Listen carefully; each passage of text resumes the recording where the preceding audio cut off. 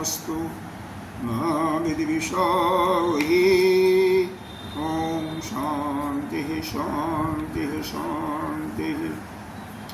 शंकरं शंकराचार्यं केशवं बादरायणं सूत्रभाष्यकृतौ वन्दे भगवन्तौ पुनः पुनः। ईश्वरो गुरुरात्मेति मूर्तिभेदविभागिनी व्योमवद्व्याप्तदेहाय दक्षिणामूर्तये नमः। अखण्डमण्डलाकारं व्याप्तं येन चराचरं तत्पदं दर्शितुं येन तस्मै श्रीगुरुवे नमः। अज्ञानतिमिरान्धस्य ज्ञानाञ्जनशलाकया चक्षुरुन्मीलितं येन तस्मै श्रीगुरुवे नमः। गुरुर्ब्रह्मा गुरुर्विष्णु गुरुर्देवो महेश्वरः गुरुः साक्षात् परं ब्रह्म तस्मै श्रीगुरुवे नमः। त्वमेव माता च पिता त्वमेव बन्धो च सखा त्वमेव विद्या द्रविणं त्वमेव सर्वं मम देव। गजाननं भूतगणाधिसेवितं कपेत्तजम्बोफलचारुभक्षं उमासुतं शोकविनाशकारकं नमामि विघ्नेश्वरपादपङ्कजम्। अनंत श्री विभूषित श्री हजारवाड़ पंचायती महानिर्वाणी अखाड़ा की वरिष्ठ श्रोती ब्रह्मनिष्ठ महामंडलेश्वरी एवं उत्तर प्रदेश संत समाज के अध्यक्ष श्री सदगुरुदेव भगवान के चरणों में कोटि कोटि यहाँ के अधिष्ठात्री ब्रह्मचारी श्री कृष्ण चैतन्य भक्तजन सभी के अंतःकरण में विराजमान साथ में सिर्फ परमात्मा को नमन करते हैं। आइए कहाँ तक हुआ था 116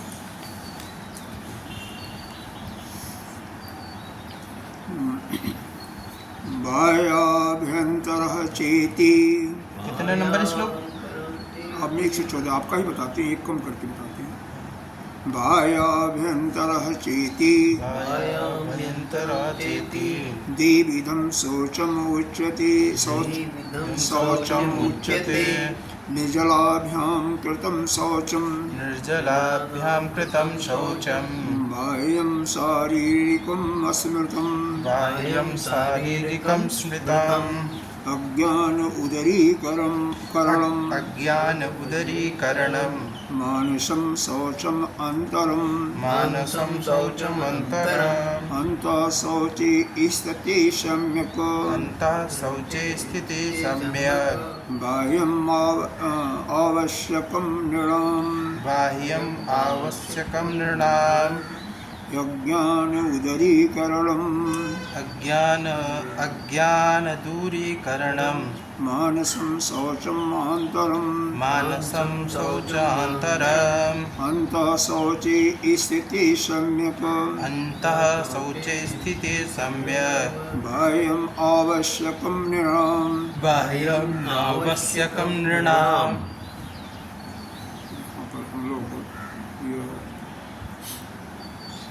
सर्व वेदांत सार सिद्धांत सर्व सिद्धांत वेदांत सार संग्रह यह शंकराचार्य जी द्वारा एक प्रकरण ग्रंथ के रूप में लिखा हुआ है, जिसमें साधक के अंदर क्या योग्यता होनी चाहिए, जिसके माध्यम से वह उस परम ज्ञान को, ब्रह्म विद्या को, जो कि वेदों में वर्णित है, उसको आसानी से समझ सके। तो उसी के विषय में चर्चा की जा रही है। हम लोग अभी तक तो निबंध चतुष्टय यानी विषय चतुष्टय के बारे में पढ़े, अनुबंधों के बारे में संबंध चतुष्टय, फिर उसके बाद विवेक क्या है, वैराग पर काफ़ी डिस्कशन हुआ। फिर उसके बाद समाधि षट संपत्ति क्या है, उसमें सम पर डिस्कशन चल रहा है। तो तो सम पर सम का मतलब यहाँ दिया परम शांति की प्राप्ति 3 प्रकार का दिया, उत्तम, मध्यम और जगन्य नियतम। उत्तम शांति उसी को प्राप्त होती है जो कि अपने स्वरूप में स्थित हो जाता है और बाकी संसार के सारे जो भोग्य हैं उनसे वैराग्य ले लेता है। पहली बात, इस रास्ते पर जो चलता है, चलना चाहता है, संसार के जितने भी भोग वस्तुएं हैं उनसे वैराग्य होना चाहिए। दूसरी चीज़ यह है कि अगर वह स्वरूप में स्थित हो गया जो महावाक्यों का चिंतन करते हुए, तो उसको कहते हैं उत्तम शांति की प्राप्त कर लेता है, यानी परम शांति प्राप्त। लेकिन अगर वह भाई विष्णु को तो छोड़ रखा है लेकिन साधना कर रहा है, उसको ऐसी प्रतीति हो रही, अनुभव हो रहा है तेल धारावत कि वह आत्मस्वरूप में की तरफ जा रहा है, स्थित नहीं हुआ लेकिन उसी तरफ ऐसे उसका ज्ञान हो रहा है, उसको मध्यम सम के रूप में दिया। और जो केवल सुना हुआ है, ज्ञान श्रवण मात्र से पक्का हो गया है लेकिन अनुभव बिल्कुल नहीं है, उसको प्रारंभिक कोटि का साधन या अधम के रूप में नहीं दिया। अब यहाँ पर श्रम का वर्णन किया, श्रम कैसे प्राप्त हो सकता शांति, उसके लिए कई कंडीशन दिया। एक तो काम, क्रोध, लोभ, मद, मोह, मत्सर जो विकार हैं यह तो नष्ट होना ही चाहिए। दूसरा बताया 18 प्रकार के साधन, जिसमें उसी का हम वर्णन यहाँ पर चल रहा है।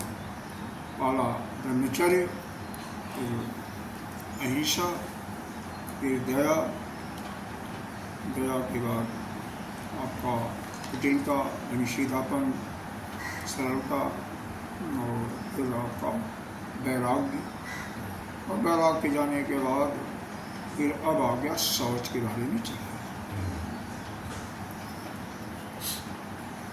तो शौच के बारे में तो ब्रह्मचर्य के 8 याद रखेगा क्या? स्मरणम दर्शनम स्त्रीणम, स्मरणम दर्शनम स्त्रीणम।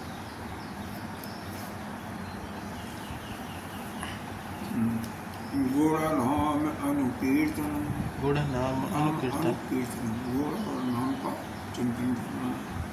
और फिर उसके बाद समाचीनस्य घी, घी 3 कहिए या 23 कहिए, मतलब उसका चिंतन करना और उसके बारे में सुंदरता का भाव करना। तो समाचीन चीनस्य घी 3 विषय हो सकता है। उसके बाद प्रीति संभाषणी, प्रीति प्रेम भी करना, प्रेम का मतलब यहाँ पर चिपका है, प्रेम करना से नहीं, कोई बुरा नहीं है, प्रेम करना चाहिए लेकिन चिपकना नहीं चाहिए, आसक्ति नहीं होना चाहिए। जैसे वहाँ पर दिया गीता जी में आसक्ति अनिविसंगम उत्तरदारा गृहादिषु, तो वह नहीं होना चाहिए। और संभाषण भी नहीं करना चाहिए। स्वभागस्य, आपस साथ में रहना भी नहीं। स्वभागस्य संसर्गी, अश्रद्धा मैथुन, अश्रद्धा मैथुन कारणम या लक्षण, यह मैथुन के 8 प्रकार के लक्षण हैं। एतद् विपरीतस्य, इसका जो विपरीत यानी जो इनका पालन करता है, जिसके अंदर यह नहीं है, ब्रह्मचर्यम, प्रसाद को ब्रह्मचर्य रूपी प्रसाद को पाता है, परम शांति पाता है। फिर श्रम के लिए भी बताया कि इसके पूर्ववर्ती यानी वैराग, तीव्र वैराग होना ही चाहिए और बाद वाले दम इत्यादि भी होना चाहिए, बिना उसके ये नहीं प्राप्त हो सकता। अब इसमें शौच के बारे में बताते हुए पहले बाह्य शुद्धि में बताया, मृतिका और जल से शुद्ध कर लेना चाहिए। शरीर को देखो, यहाँ पर शरीर को शुद्ध करने का मतलब बाह्य से ही नहीं है बल्कि अंदर से भी है। तो बाह्य वाला ही बताया पहले श्लोक में जो हमने पढ़ा, 114 है। बाह्या यभ्यंतर चेति द्विविधम शौचम उच्यते। ये 2 प्रकार से यह शौच के बताया गया है। एक बाह्य बाहर शरीर का बाहर और एक अंदर। तो शरीर के बाहर का शौच दिया, निर्जला व्याम के तम शौच। निर्जला कहती हैं मिट्टी को, और मिरी और जल, और जल मिरी का मतलब मिट्टी और जल का मतलब जल। तो मिट्टी और जल से शरीर को साफ कर लेना चाहिए। कृतम शौचम, और बाह्य, ये तो बाह्य हो गया। शारीरिकम, इसको बाह्य शारीरिक शरीर के बाह्य जो प्रदेश हैं उनके शौच की बात परिचर्चा की गई है। उनके शौच के लिए मिट्टी, जल या मिट्टी का उपलक्षण आप ले सकते हैं। सर्फ, साबुन जो भी मिल रहा है उससे। अब अंदर जो दिया, अंदर जो है इसमें थोड़ा सा मुश्किल। अज्ञान दूरीकरणम मानसम शौचम आंतरिक। अगर कोई अंदर का जो शौच है, आंतरिक शौच है, उसको दूर करने के लिए पहला जरूरी है अज्ञान नहीं होना चाहिए। अज्ञान यानी अज्ञान क्या है? अज्ञान भी तो दो प्रकार का है। एक तो जैसे विद्या दो प्रकार के मुंडो कोटेशन में बताया, अपरा विद्या और परा विद्या। तो अपरा विद्या संसार के भाषाओं का ज्ञान। तो संसार के लेकर के जो अज्ञान है उसकी चर्चा यहाँ पर नहीं हो रही है। यहाँ पर जो चर्चा हो रही है उस ब्रह्म तत्व को न जानने का जो अज्ञान है, या यह हमारे दृष्टि में यह जो सृष्टि दिखाई दे रही, जगत दिखाई दे रहा है, यही अज्ञान है। तो इस अज्ञान का अंतीकरण होना चाहिए। अज्ञान दूरीकरण, अज्ञान से बिल्कुल इसको दूर कर दो, मतलब अज्ञान से बिल्कुल अपने अंदर से निकाल ही देना, और कुछ नहीं है। बिना अज्ञान के दूर किए हुए, यानी बिना जब तक विवेक आपके अंदर नहीं आती है तब तक यह आंतरिक शौच नहीं हो सकता है। इनके कहने का अभिप्राय यही है। मानसम, मन से, मन के अंदर कोई भाव नहीं होना चाहिए। फिर और कई जगह यह भी बताया, मन से जाने के लिए पहली बात है ये जो तृष्णाएँ होती हैं तीन की, कौन? पुत्रेशा, ऐसा कहते हैं, वित्तेशा और लोकेशा। इन तीनों ऐसाओं से भी मन, आपका चित्त बिल्कुल खाली हो, किसी प्रकार की कोई ऐसा नहीं हो। क्योंकि अगर पुत्र ऐसा है तो शरीर के अंदर, आपके अंतःकरण में किसी से राग और द्वेष होगा ही होगा। और वहाँ पर पुत्रशा है तो वित्तशा भी आएगा, धन आएगा, तो वहाँ पर मद भी आ सकता है, मत्सर भी आ सकता है। मतलब इनका सबका जड़ जो है, मूल जो है, वो यही है कि यह ऐश्वर्याएँ भी नहीं होना चाहिए। ऐश्वर्यों का मूल क्या है? अज्ञान है, अविवेक है। तो अविवेक दूर हो गया, यानी आप विवेकशील हो गए तो कोई बात ही नहीं, तब तो अपने आप ही समाप्त हो गया। जिस समय आपको ज्ञान हो गया, विवेक हो गया कि यह सृष्टि जो है, इस सृष्टि में उस परमात्मा के, ब्रह्म के अतिरिक्त और कुछ ही नहीं है, तो किसी से आपका संबंध रहेगा नहीं, अटैचमेंट नहीं रहेगा ज़्यादा, कोई मतलब नहीं रहेगा। बस अपना काम किया, छुट्टी। शरीर से भी उतना ही रहेगा जो शरीर की ज़रूरत है, क्योंकि प्राण है, प्राण 24 घंटे लगातार चलता रहता है। इसका धर्म है भूख और प्यास। तो प्राण का धर्म है भूख और प्यास। जो उसको भूख और प्यास की ज़रूरत होगी या बाहर से उसको दे दी। वहाँ पर स्वाद का लेशमत नहीं है, क्या खा रहे हो क्या नहीं खा रहे हो, बात उसका कोई लेना देना नहीं।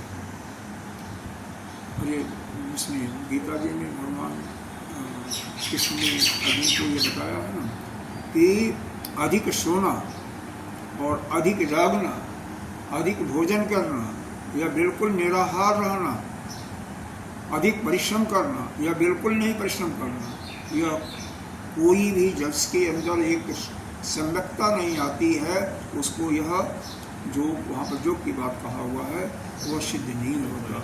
यह ज्ञान की सिद्धि, यह साधना की सिद्धि तब तक नहीं होती, भूखे रह करके भी नहीं होता, और ज़्यादा खा करके भी नहीं होता, ज़्यादा सो करके भी नहीं होता, और बिल्कुल न सोए उसको भी नहीं होता, उसको भी सिद्ध नहीं। और ज़्यादा परिश्रम करे उसको भी नहीं, और बिल्कुल नहीं परिश्रम करो, अकर्म रहेगा तो भी नहीं। तो हर एक चीज़ में एक सम्यक, यह जैन धर्म के अंदर बहुत वहाँ पर ये दिया हुआ है उनका तो सम्यक ज्ञान, सम्यक विचार, हर चीज़ में सम्यक लगाते हैं। सम्यक लगाते ही नहीं मतलब उसका फॉलो भी करते हैं। जो करने वाला करता, बाकी तो हमारे यहाँ भी जो फॉलो करने वाले हैं, जो उस पर रास्ते पर चलने वाले चलते हैं। तभी तो एक नहीं हजारों ऐसे हजारों हैं जो कि मुक्त हो चुके, बिना चले थोड़ी मुक्त होते हैं। वो भी ऋषि महर्षि होते हैं। और ये वो ना राजा जनक मिथिलापुर वाले वो भी तो मुक्त थे। तो यह कोई भी उस रास्ते पर जा सकता है।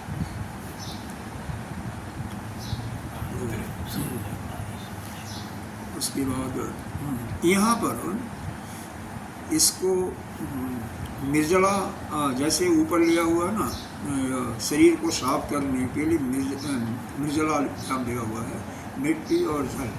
उसी प्रकार से यहाँ पर विवेक और वैराग को इन्होंने मिट्टी और जल का संज्ञा दिया, जबकि श्री ने मैत्रेयी उपनिषद में दिया कि यह जो अंदर का शुद्धि है, आंतरिक शुद्धि, वह भी मिट्टी जल से। मिट्टी वहाँ पर आपका विवेक है और वैराग्य जो है वह जल है। इस प्रकार से मिट्टी और जल जो बाह्य के लिए है, शरीर बाह्य शरीर को शुद्ध करने के लिए, आंतरिक शरीर के लिए को शुद्ध करने के लिए भी हमें विवेक और वैराग्य रूपी मिट्टी और जल चाहिए, क्योंकि बिना उसके नहीं संभव हो सकता। निर्जलाभ्याम कृतम शौचम तो वह बाह्य का होगा। और यहाँ पर अंत शौचे इसते सम्यक बाह्यम आवश्यक न, और जिसका आंतरिक शुद्धि हो गई, यानी जिसके अंदर तीनों ऐशाएँ समाप्त हो गई, कोई ऐसा नहीं है, बाह्य वस्तुओं का बिल्कुल कोई चिंतन नहीं है, तीव्र वैराग्य है, तो उसके अंदर यह जो 6 शत्रु हैं, काम, क्रोध, मद, लोभ, मोह और बस, यह अपने आप समाप्त हो, यह सब समाप्त हो गए तो बाह्य की शुद्धि की कोई आवश्यकता नहीं है। ऐसे भी हुआ बाह्य आवश्यकम न लड़ा, मतलब उसकी जरूरत नहीं है। इसका मतलब यहाँ पर यह नहीं है कि गंगा रखने के लिए कहा हुआ है बिना नहाओ, यह नहीं है। आपको स्मृति में कई स्थान पर आपको बताया गया है, हम लोग को नहीं पढ़ाया गया है। जगदानंद जी, हमारे स्वामी जगदानंद जी इसको कहते हैं कि अगर आप स्नान नहीं करो तो 16 बार कुल्ला करो, बाथरूम जाओ पेशाब करने के लिए तो 4 बार 8 बार, इस प्रकार से करो। तो यह सब नियम अप्लाई आपको नहीं होता। तो कितना करते हैं? यह सब नियम अप्लाई नहीं होता। उनके लिए इनका आंतरिक शुद्धि हो गई। जो बाकी अन्य जगहों पर ऐसी बात है कि नियम की बात कही है, तो वहाँ पर नियम को नकारा गया है। जिसका अंतःकरण में कोई भी विकार नहीं है, बाहर की वस्तु का कोई भी किसी में भी लेश मात्र भी इच्छा नहीं है उसके सुख प्राप्त करने की, उसके लिए इन सब नियमों बेकार हो जाते हैं। बाकी भाई अगर कपड़ा शुद्ध नहीं पहनेगा, साफ कपड़ा नहीं पहनेगा, स्नान नहीं करेगा, मंजन नहीं करेगा, शौच नहीं करेगा, तो उसका शरीर तो बदबू देगा ना, तो उसके पास कौन बैठेगा? कोई नहीं बैठेगा। वो तो और दूध वगैरह कुछ होते हैं, ऐसे कुछ कौन होते हैं? और दूध करते हैं कुछ होते हैं कुछ। अरे कई बार तो यह भी देखा गया है, कुछ लोग पागलों जैसे रहते हैं, ज्ञानी पुरुष, बड़े ज्ञानी, उनको अपने शरीर का भान नहीं। आप अवस्था नहीं बताए थे एक बार ज्ञानी की कौन कौन सी अवस्था? और छठी अवस्था में चले जाते हैं, उनको शरीर का भी भान नहीं रहता, तो उनको ज्ञान नहीं रहता उस रूप में भी। या कुछ यह भी दिखाने, उनको ये भी कहना हम लोगों को कि पागल की तरह, ये भी एक दोष है। और कुछ इसके लिए इसलिए भी होते हैं कि जो उस अवस्था में नहीं है, मान लो 4ठी-5ठी अवस्था में, लेकिन कोई हमें जान न पाए, पहचान न पावे, इसलिए भी कई महात्मा पीछे कौन सी पुस्तक हमने पढ़ा था, एक पुस्तक पढ़ा था जिसमें बड़े उच्च कोटि के महात्मा थे, वह छठी भूमिका में तो नहीं पहुँचे थे, लेकिन कोई पहचान नहीं पावे, दिल्ली में आए हुए थे, अपने को बिल्कुल उस रूप में रखते थे कि कोई हमें जान न पाए, क्यों? उस संसार में हम फंस जाएंगे, तो इसलिए भी करते हैं। खैर पदार्थ भावना की और तुरीयावस्था में तो कोई जीत आ गई, तो 20-25 दिन मैक्सिमम 2 दिन आती है। तुरीयावस्था तो अंतिम अवस्था है। अब तुरीयावस्था में है तो उसमें खाना पीना सब छूट जाता, कुछ नहीं होता। तो कहाँ हमारा चला? हाँ, आप हो जाओगे लेकिन अभी नहीं होगे, अभी तो बहुत कुछ करना है। तो देखो, तुरीयावस्था का मतलब खाना पीना से कोई लेना देना नहीं है। ये तो एक अपेक्षा का करके बोलते तो ये खाना है। हाँ, खाना उतना ही लो जितना शरीर के लिए कम से कम आवश्यक है, कम से कम, जिससे शरीर चल सके, बस इतना ही। भोजन पर वो नहीं करना, लेकिन जो इसको ज़रूरत है उतना करना। इसी प्रकार से अब शरीर कुछ काम किया, परिश्रम किया, तो निद्रा तो आएगी। निद्रा आएगी तो सोना भी आवश्यक है। यह नहीं कि रात भर तपस्या करते हैं, ऐसी बातें नहीं, ऐसे भी बहुत हैं। अरे स्वयं लक्ष्मण जी 14 वर्ष तक नहीं सोए थे, केवल भगवान की सेवा करते। कई ऐसे वो हैं, ऐसी बातें नहीं है, लेकिन वो नहीं करना उससे कोई मतलब लाभ उसके अलग हैं, ऐसी बातें नहीं है। लाभ नहीं, हर एक चीज़ के अपने नहीं हुआ है, लेकिन जो भगवान कृष्ण ने कहा है कि सभी चीज़ एक सम्यक रूप से होना चाहिए, अति किसी का नहीं और बिल्कुल नहीं। तो सम्यक रूप से भोजन, सम्यक रूप से सोना, सम्यक रूप से हर एक चीज़ में समन्वय, किसी एक चीज़ में ज़्यादा वो नहीं। इसके बाद अब जब आंतरिक और बाह्य शौच दोनों हो गया, फिर उसके बाद यहाँ पर भाष्यकार ने ये जो दंभ है ना, लोग दिखाते हैं उस पर आक्षेप हैं। ज़्यादा हमारे विशेष करके सभी जगह में होते हैं, पंडित लोग ज़्यादा होते हैं थोड़ा सा। तो आइए इसके लिए पहले श्लोक पढ़ते हैं। ध्यान पूजादिकं लोके, ध्यान पूजाधिकं लोके, दृष्टेव करोति यः, यस्तेव करोति यः, पारमार्थी है। क्या ये कटा हुआ मेरा, क्या दिया हुआ? क है, क्या है? का पारमार्थी के बाद क्या दिया? 116 में कभी क है, क्या है? क है, क्या है? परमार्थी के बाद क्या दिया हुआ है? वही होगा, करी ही न। परमार्थी करी ही न, परमार्थे कदीहीन, सदम्भाचार उच्यते, सदम्भाचार उच्यते, पुंसस्तथा अनाचार, पुनस्तथा अनाचार्य, मदम्भित्वं विदुर्बुधा, मदम्भित्वं विदुर्विधा, ध्यान पूजादिकं लोके, ध्यान पूजाधिकं लोके, दृष्टेव करोति यः, दृष्टैव करोति यः, परमार्थीत्यदीहीनं, परमार्थे त्वदीहीनं, सदम्भाचार उच्यते, सदम्भाचार उच्यते, पुंसस्तथा अनाचार, पुंसस्तथा अनाचार्य, दम्भित्वं विदुर्बुधो। दम्भित्वं विदुर्विदु। यहाँ पर यह बताया गया कि ध्यान कीजिए, पूजा कीजिए, ठीक है।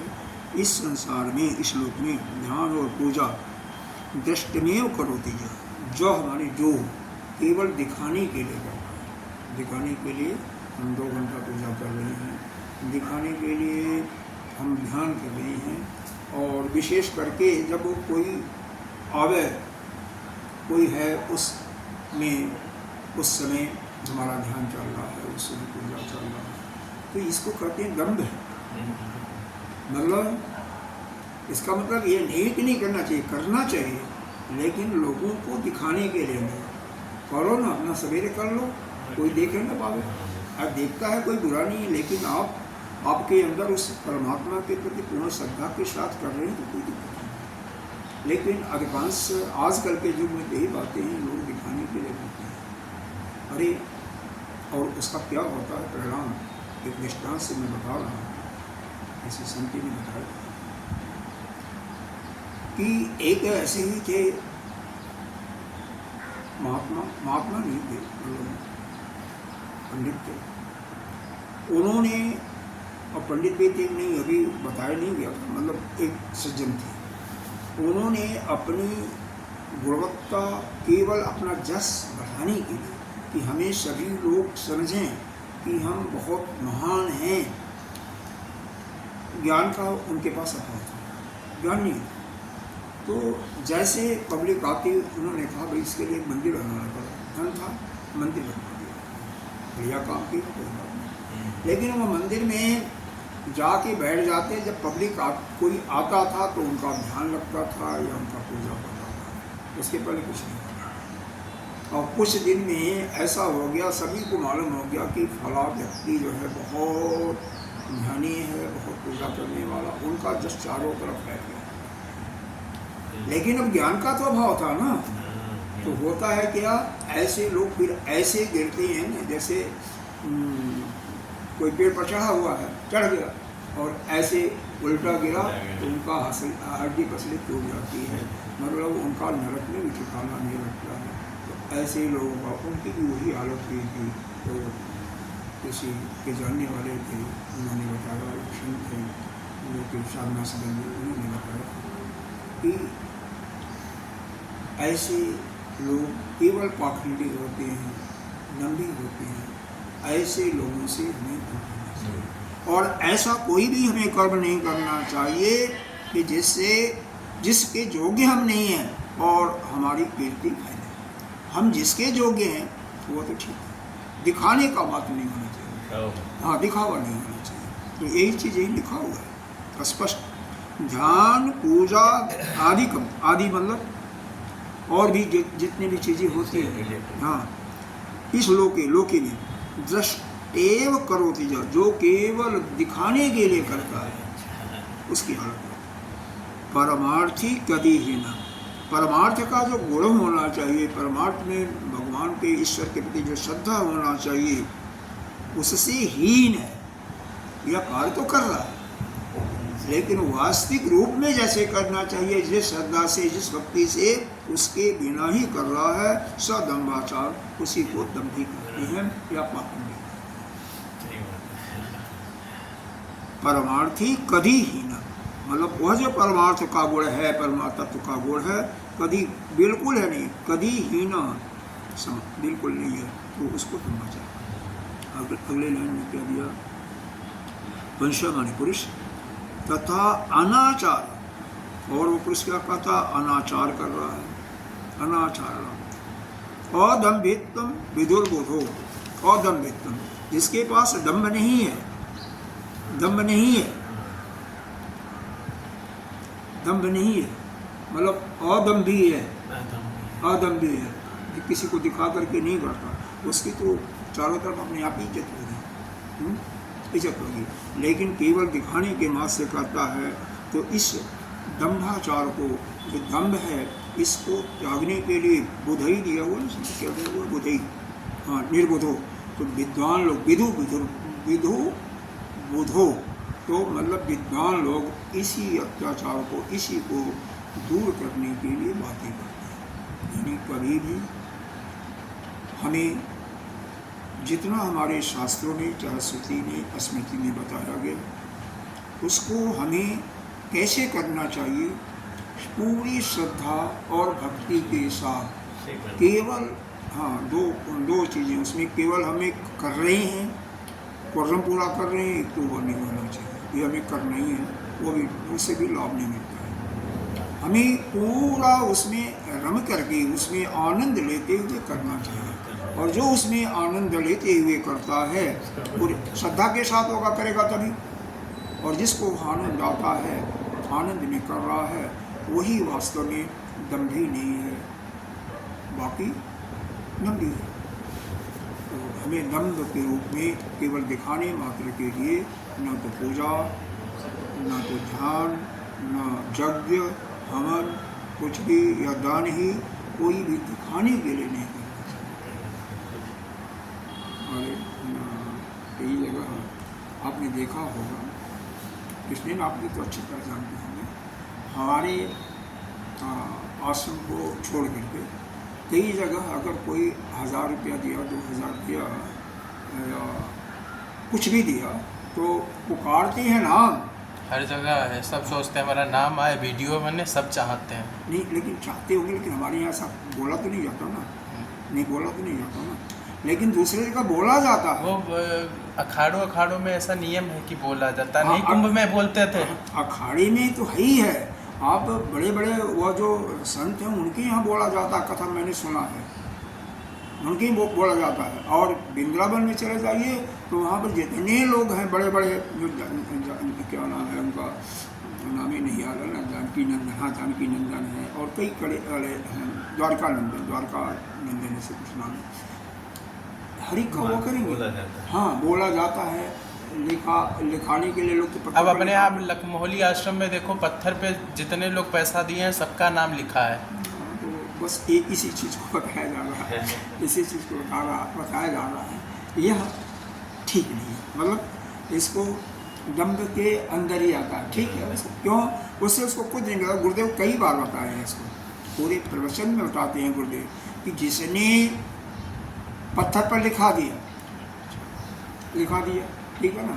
अब उसका तो हजारों आदमी देखे होंगे, तो उसका जस उन हजारों आदमियों के अंदर उसके प्रति सश्रद्धता का भाव आ गया ना, प्रेम का भाव आ गया कि बहुत अच्छा आदमी है, तो उसने जो किया उसका फल तो समाप्त हो गया यहीं पर। तो उसका फल क्या मिलेगा उसको? उसका जो फल मिलना चाहिए, वास्तव में वो पत्थर पर लिखा दिया और 100, 50, 500, 1000 लोगों ने देखा, तो उनके मस्तिष्क में, मन में उसके प्रति श्रद्धा हो गई कि बहुत बड़ा दानी है, तो वहीं पर तो उसका समाप्त हो गया। उसका जो अच्छा कर्म था, सत्कर्म था, वो तो समाप्त हो गया, तो क्षीण हो गया, जीरो हो गया। इसीलिए एक करते हैं, क्यों समाप्त हो गया? क्यों समाप्त हो गया? आपका जस बढ़ गया ना, आप लोगों ने, आपने भी कि हजारों आदमियों ने कर दिया। देवों इसीलिए कहते हैं दान दो तो दाएं हाथ से, तो बाएं हाथ को नहीं मालूम होना चाहिए, दिखा करके दिया। अरे कई लोग तो ना, वो तो हमने आरती में देखा है, अगर आजकल तो 1 रुपये का सिक्का नहीं, 10 रुपया ही देते हैं, 5 रुपये का सिक्का है तो 10 बार घुमाएंगे, फिर दान का दिखा करके। हाँ, दान का बखान नहीं करना चाहिए। जो भी कुछ करो, कोई कुछ करो, दान ही नहीं, यज्ञ भी करो, हवन भी करो, आप करो।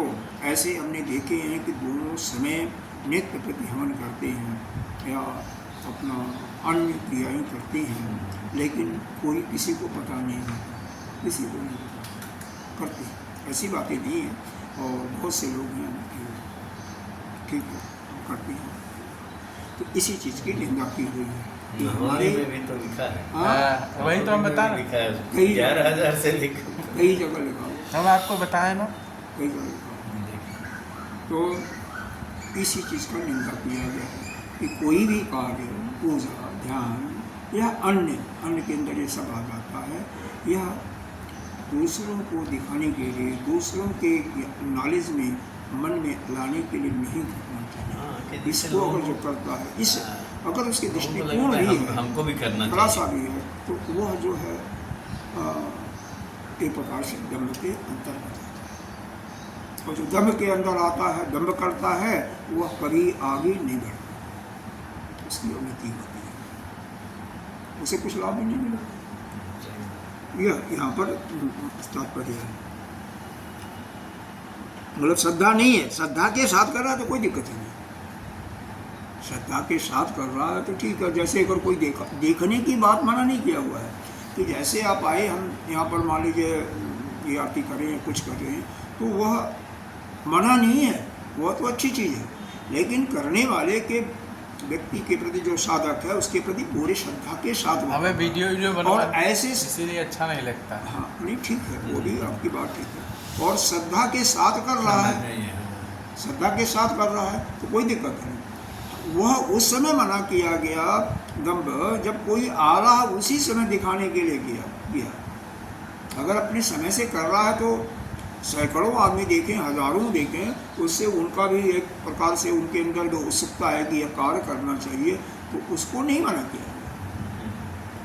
जो श्रद्धा से हीन है, श्रद्धा उसके अंदर है ही नहीं है, हाँ, उस श्रद्धा से हीन है, केवल उसका तात्पर्य, उसका प्रयोजन लोगों को दिखाने के लिए। भाई हर एक का प्रयोजन होता है ना, अब आप दैनिक क्रिया कर रहे हो तो मना थोड़ी किया जा रहा है, दैनिक क्रिया कीजिए। हर एक का समय, जैसे हमारे यहाँ 5:30 से 6, 6:15 तक होता है, तो ठीक उसमें जो हो रहा, तो उसमें कोई हम दिखाया थोड़ी जा रहा किसी को।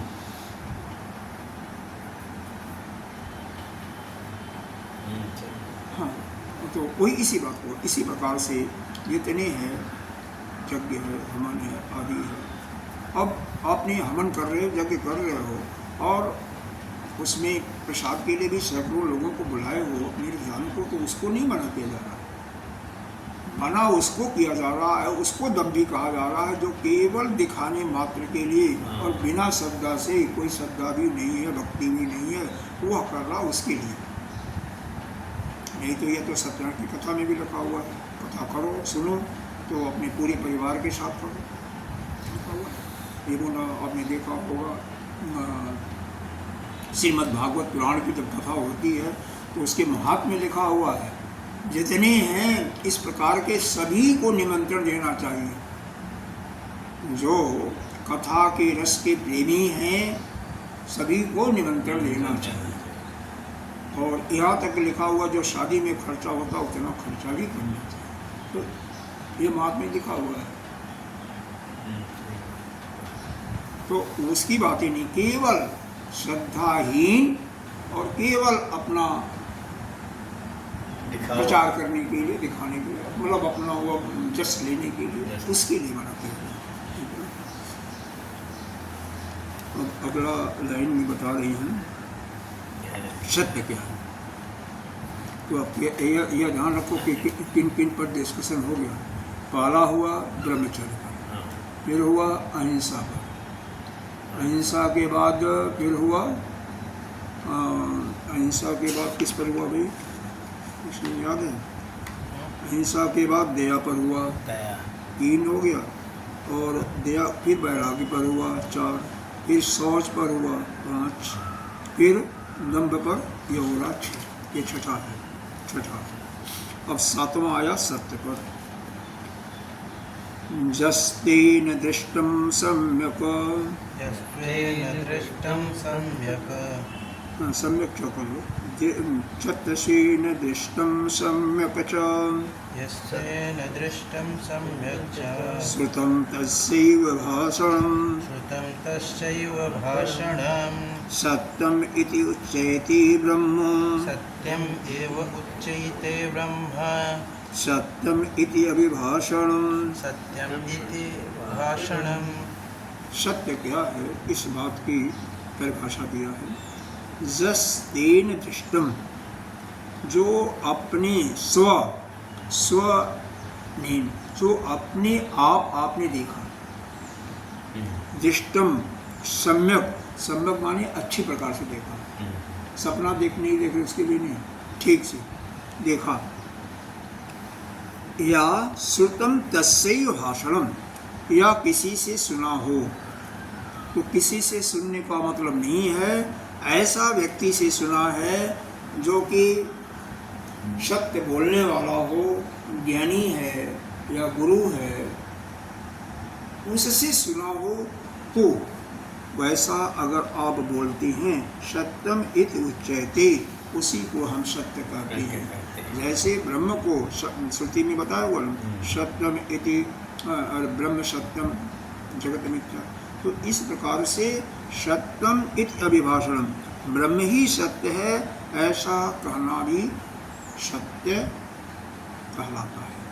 मतलब जो निर्विवाद, जिसके अंतर्गत किसी प्रकार की कमेंट की, किसी प्रकार का उसमें गलती की संभावना न हो, वही सत्य है।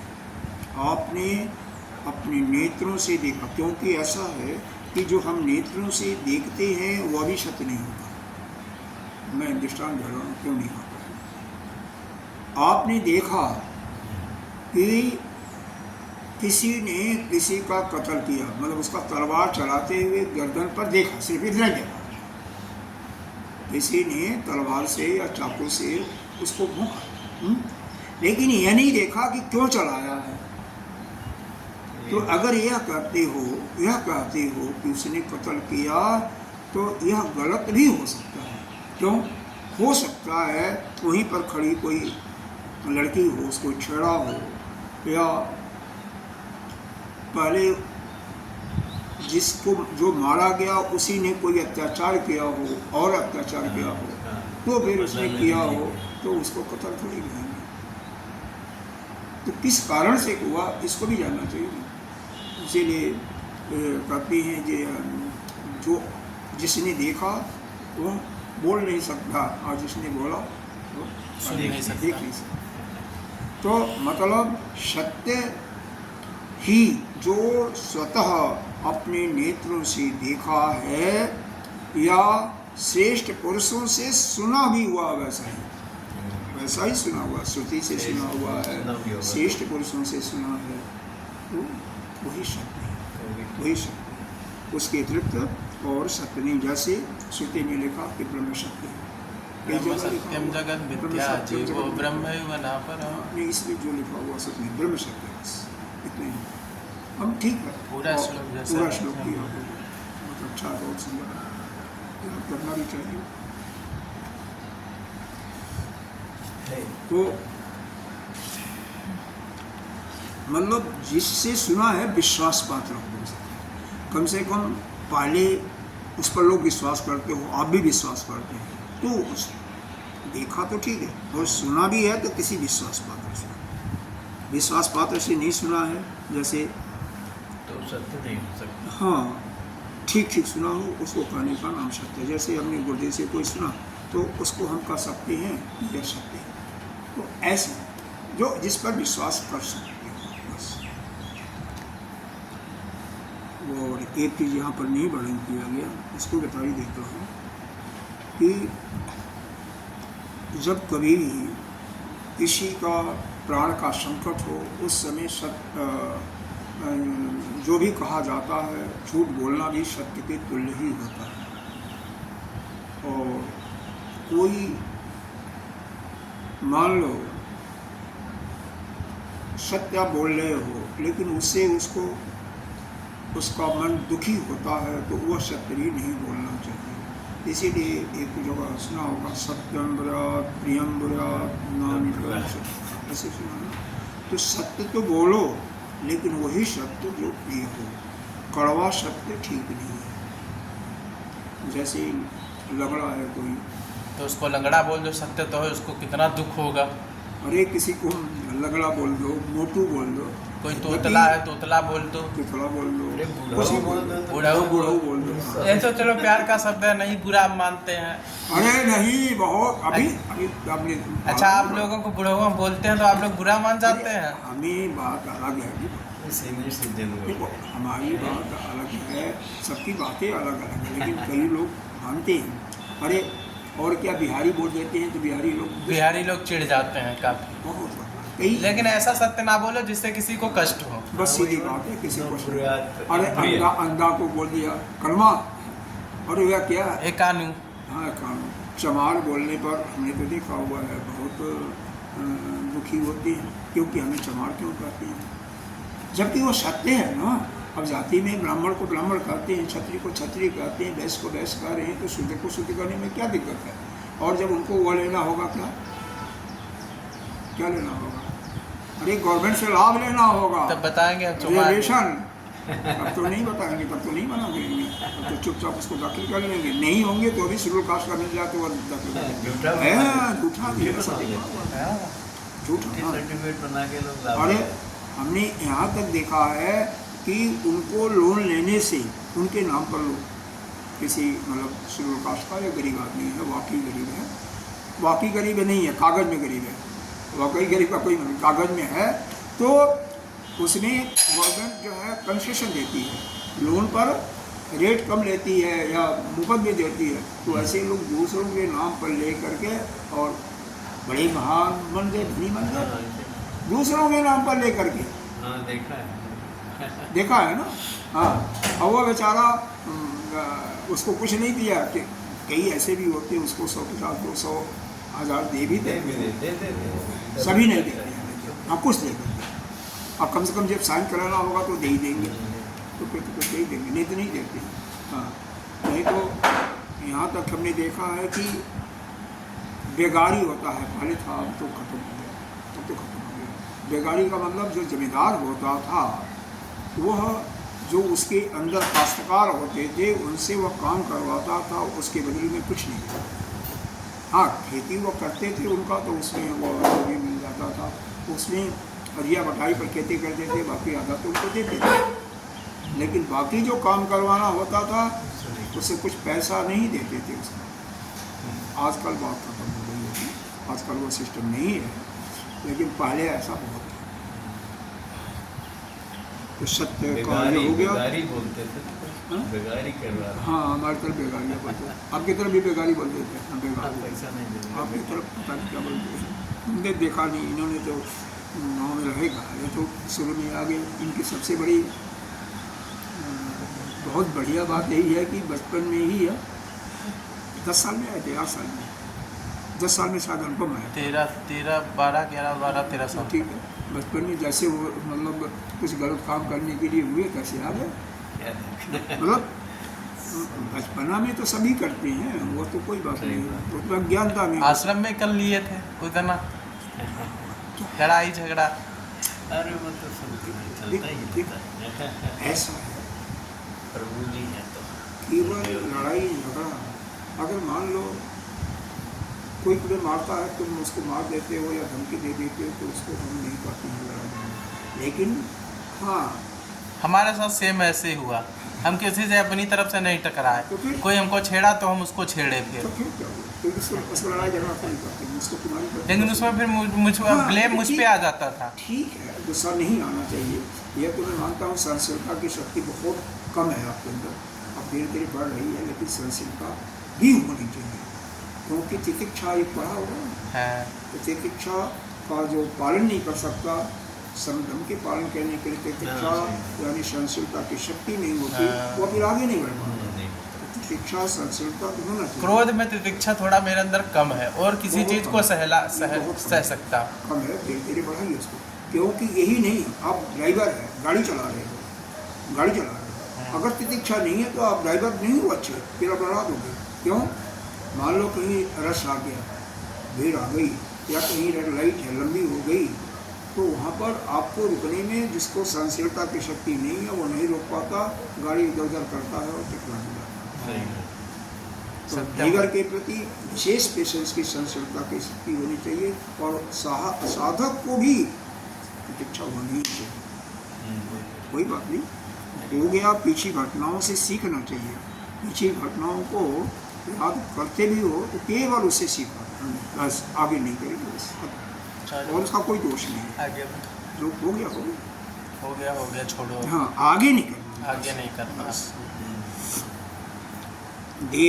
देह आदिश शकीयत्व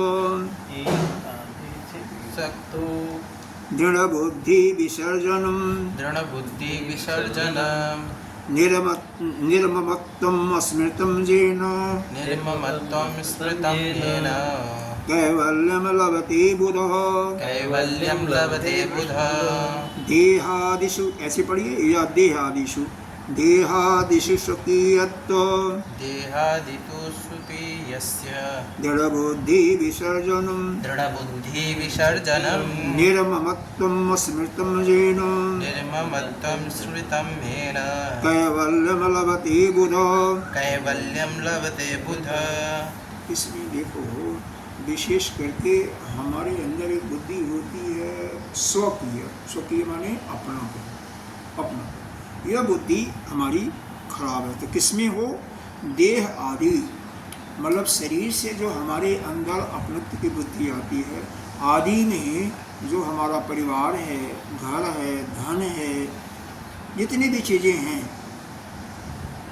तो देह आदिशु, इस शरीर से, और जो है शरीर के उपलक्षण ले लीजिए, धन परिवार, आपका पशु पसारा जो पसारा है, उसमें ये स्वकीय बुद्धि, अपनत्व बुद्धि, ये ठीक नहीं है। यह क्या करती है? दृढ़ बुद्धि, इसको दृढ़ता पूर्वक निकाल देना चाहिए, मार के निकाल। देखो एक संस्कृत में तुम्हारे लिए है, इनके लिए नहीं है। असमद और जिस्मद शब्द होते हैं। असमद हम अमाम बेम इस प्रकार से उठ सकता है, हम अमाम बेम माम अशनम अशनान जाओ बेम अशनाबी। जिस्मत का त्वन त्वाम त्वाम इसका जिस्मत मतलब तुम्हारे लिए और हमारे लिए, असमत का अपने लिए और जिस्मत का तुम्हारे लिए। तो यह जो असल में संसार में बांधने वाला है ना, ये जो स्वकीय बुद्धि है, अपनत्व बुद्धि है, अपनापन बुद्धि है, या तुम्हारापन, या मेरा या तेरा, या यही बांधता है। यही जितने भी कला हैं, झगड़े फसाद हैं, सबकी जड़ यही है, मैं और मेरा, सबका कारण मैं और मेरा, और बांधने वाला भी यही है। तो यहाँ पर यह लिखा हुआ दृढ़ता से बुद्धि को ऐसा दृढ़ करो कि उसको विसर्जित कर दो, उसको हटा दो, निकाल दो, मार के निकाल दो। निर्ममत्वम अस्मृतम, और निर्मत हो जाओ, किसी से ममता मत, निर्मम, तभी तो निर्ममता आएगी। जहाँ पर स्वकीय बुद्धि आएगी, अपना पराया, वहीं पर जो है ममता आती है। तो इसीलिए ममता नहीं होगी। कैसे नहीं होगी? जब स्वकीय बुद्धि तुम्हारी बिल्कुल जड़ से, मूल से उसका आपने उच्छेदन कर दिया। और क्या है? निर्वत्तम अस्मृतम देन कैवल्यम, और जो ऐसा है, ऐसा विवेकी पुरुष है, वही निर्वाण पद को प्राप्त करता है, यानी वही मोक्ष पद को प्राप्त करने वाला। इस मोह पक्ष को कौन प्राप्त करता है? जो कि अपने अंदर से अपना और पराया बुद्धि है, इसको समाप्त कर देता है, और इतनी दृढ़ता के साथ कि उसका मूल समेत नष्ट हो जाता है। तो आगे से कल पढ़ती हूँ।